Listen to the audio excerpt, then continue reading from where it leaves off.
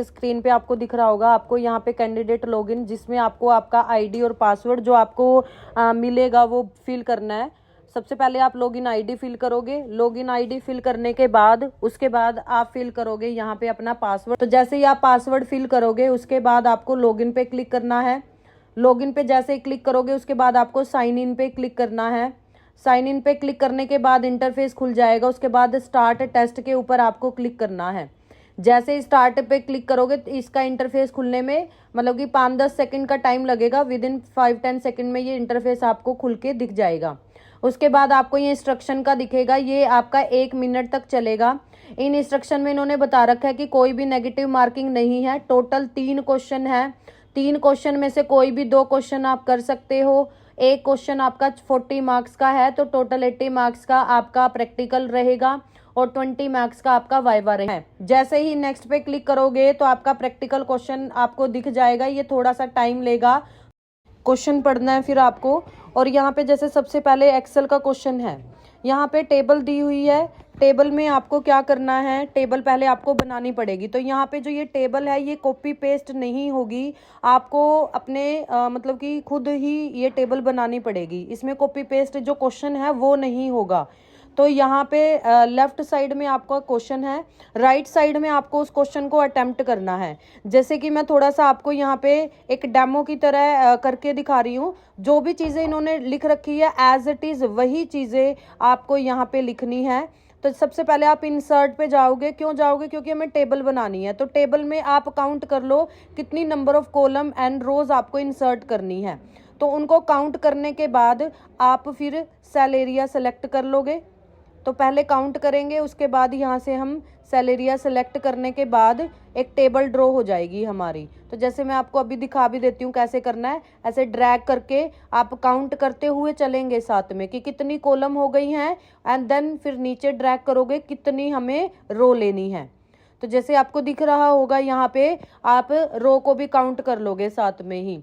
जैसे इसमें 8 कॉलम है और 8 ही रो है, इतना करके आप ओके कर दोगे। उसके बाद जो हेडर कॉलम है आपकी उसको आपको चेंज करना है। इस पर डबल क्लिक करोगे तो सबसे पहला है सीरियल नंबर, वो आप डिलीट करके सीरियल नंबर लिख दोगे यहाँ पे।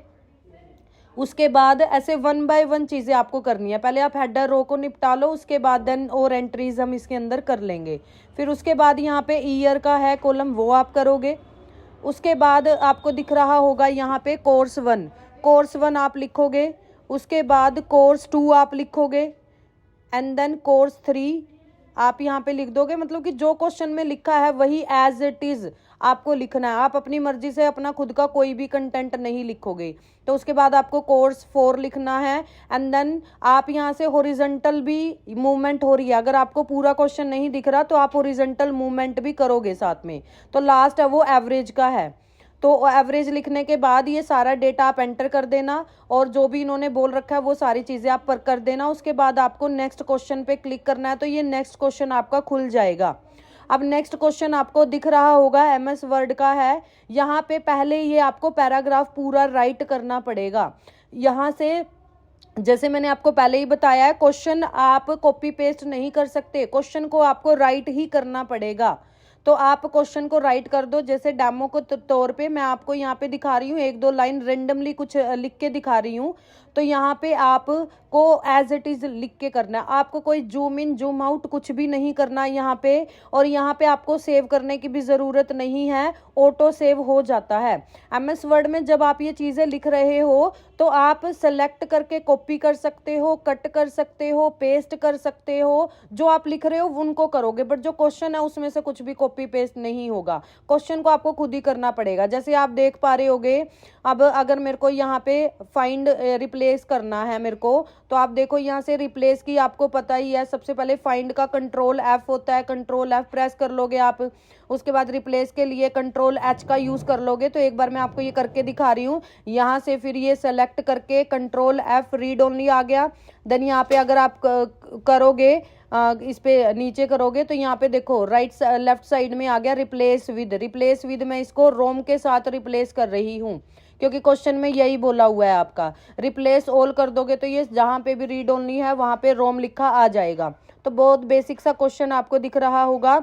उसके बाद नेक्स्ट ये तीसरा क्वेश्चन आप तभी करोगे जब आपने पहला दूसरे क्वेश्चन में से कोई एक क्वेश्चन किया है। आपको सिर्फ 2 ही क्वेश्चन करने हैं। जो 2 क्वेश्चन आपको बहुत अच्छे से आते हैं आपको वही क्वेश्चन करने हैं। तो तीसरा क्वेश्चन आपका पावर पॉइंट का है। यहाँ पे आपको स्लाइड बनानी है। इन्होंने प्रॉपर स्टेप बता रखे हैं कि टाइटल में क्या लेना है, सब टाइटल में क्या लेना है, टेबल बनानी है, आपको ऑडियो इंसर्ट करनी है, आपको वीडियो इंसर्ट करनी है, सब कुछ बता रखा है। अगर आपको ऑडियो वीडियो कुछ इंसर्ट करना है तो गैलरी का ऑप्शन है, वहां पे आप क्लिक करोगे, यहाँ पे कॉपी यूआरएल या फिर कॉपी इमेज, तो आप कॉपी इमेज पे क्लिक करोगे तो वो इमेज कॉपी हो जाएगी। फिर यहाँ पे राइट क्लिक करके पेस्ट कर दोगे। तो पेस्ट ऐसे नहीं होगा, आपको शॉर्टकट की का यूज करना पड़ेगा पेस्ट करने के लिए। तो देखो पेस्ट नहीं हो रहा, क्या करना पड़ेगा आपको, कंट्रोल वी कर दोगे तो ही ये इमेज आपकी इधर आएगी। तो जैसे ही मैंने कंट्रोल वी किया तो ये इमेज आ गई।